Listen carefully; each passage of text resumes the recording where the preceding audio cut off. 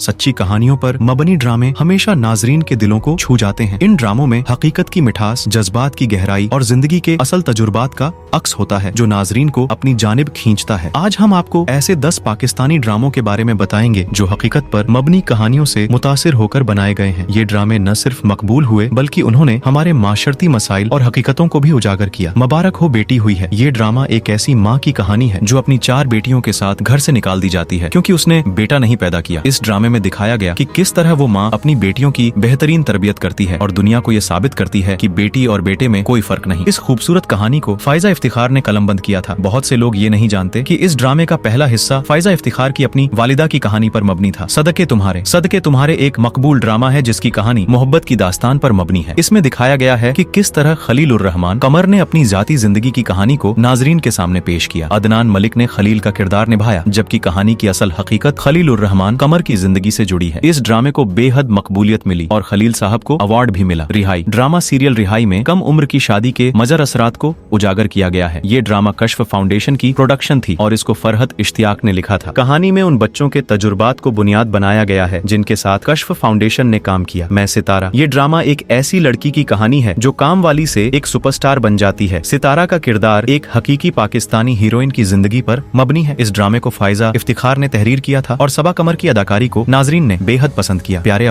अफजल एक hit drama था जिसने सबको रुला दिया। इस कहानी की बुनियाद खलील उर रहमान कमर के दोस्त के एक वाक़े पर रखी गई थी जो खुद को खत लिखता था मगर दूसरों को बताता था कि ये खत किसी लड़की ने लिखे हैं।